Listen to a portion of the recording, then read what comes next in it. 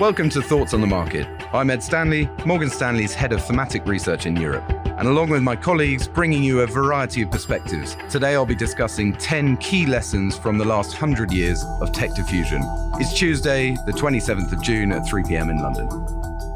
Tech diffusion is one of the three big themes we at Morgan Stanley Research are following in 2023, the other two being the multipolar world and decarbonisation. And when we say tech diffusion, which has become a term of art, we mean the process by which any transformational technology is adopted widely by consumers and industries. Think of the light bulb, the first power plant, the internet, and now AI. Our recent analysis of the last 100 years of tech diffusion helps to shed light on 10 critical questions around how, when, and where stocks will be impacted from the development of AI.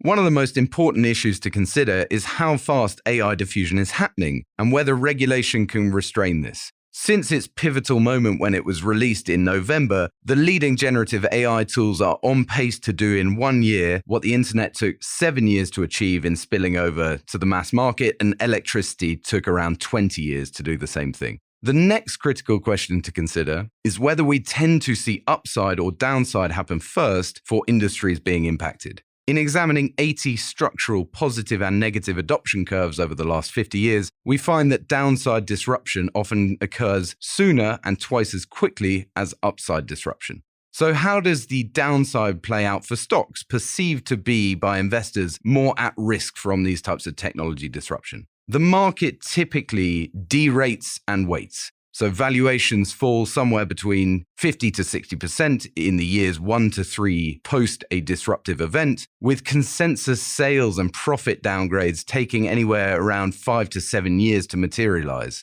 This process is shorter for business to consumer, B2B, and longer for business to business contracts, B2B. And what about the ways that upside plays out? For perceived winners, upgrades need to arrive within 6 to 12 months post the initial re-rating. However, we find that missing the first year of upside tends to have little impact on long-term compound returns for investors. Investors also wonder to what degree AI might be a bubble. And this is a fair question considering the market excitement and froth in AI at the moment. But we're watching internet search trends to answer this question. And if you look at image generation tools for AI, we're already about 50% lower than peak search volumes. So it's a trend we're going to have to continue to watch pretty closely.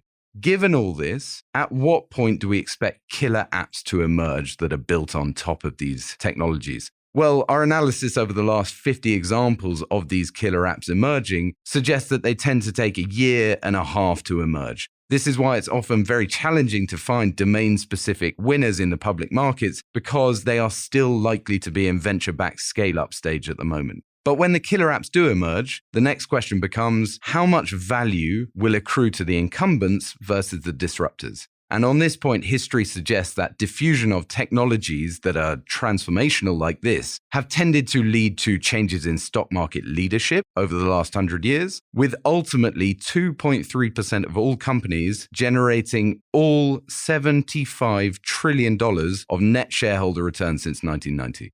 In this context, are pure play or diversified stocks the best ways to play these themes? Over the long run, we believe that pure play stocks exposed to themes such as AI can be expected to be valued at approximately 25% premium to non-pure play stocks on average. And the final two questions we get from investors take a more macro tilt. First, how much and when can we expect to see productivity gains? We are already seeing these productivity gains. The question is what range, and we've seen anywhere between 20 to 55% for software developers, we've seen 14% for call center workers, and healthcare is also a large focus of academic research in terms of AI productivity and efficiency gains. Finally, there is the question of deflation. When and how much can we expect from this kind of technology? This remains the most challenging question to answer. Technology of all kinds has proven consistently deflationary, and we think this is no different, but we do suggest that investors familiarize themselves with the emerging debates on virtual assistants, which could accelerate these deflationary spillover effects.